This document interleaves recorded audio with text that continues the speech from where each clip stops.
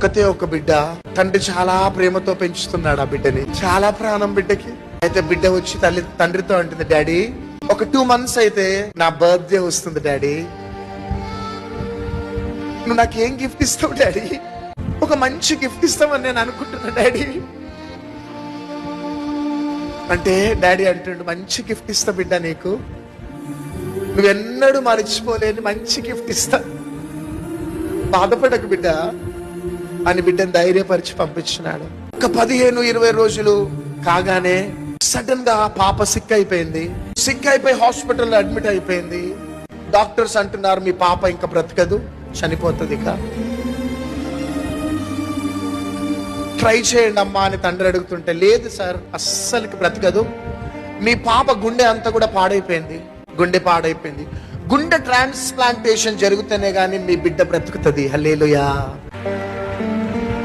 గుండె ట్రాన్స్ప్లాంటేషన్ జరిగితేనే బ్రతుకుతుంది అనగానే ఆ బిడ్డ వింటూ ఉన్నది, ఆ బిడ్డ ఇక చనిపోతుందని కన్ఫర్మ్ అయిపోయింది.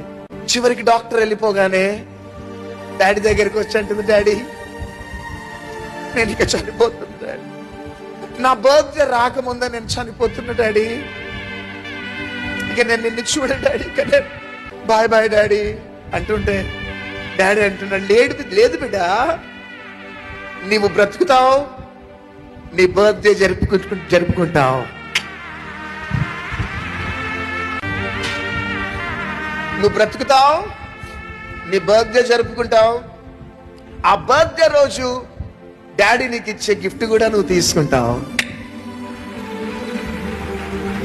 ఎందుకు డాడీ అంత కన్ఫర్మ్ గా చెప్తున్నావు అంటే, అవును బిడ్డ నువ్వు బ్రతుకుతావు బిడ్డ, నా బంగారు బిడ్డ అని ముద్దిచ్చి వెళ్ళిపోయాడు. చివరికి ఒక వారం 10 రోజుల తర్వాత, ఒక 10 days తర్వాత ఆమె బర్త్డే వచ్చింది. బర్త్డేకి ముందే డిశ్చార్జ్ అయిపోయి ఇంటికి వచ్చేసింది. ఇంటికి వెళ్ళగానే అక్కడ కేక్ ఉంది, డాడీ లేడు. కేక్ ఉంది, డాడీ లేడు. ఎక్కడున్నా డాడీ అని వెతుకుతుంటే అక్కడ ఒక లెటర్ ఉంది. ఏమున్నదంటే, నానా నీ బర్త్డేకి ఒక గిఫ్ట్ ఇవ్వమన్నావు కదా డాడీకి, నా గుండెనే నేను నీకు ఇచ్చేసిన.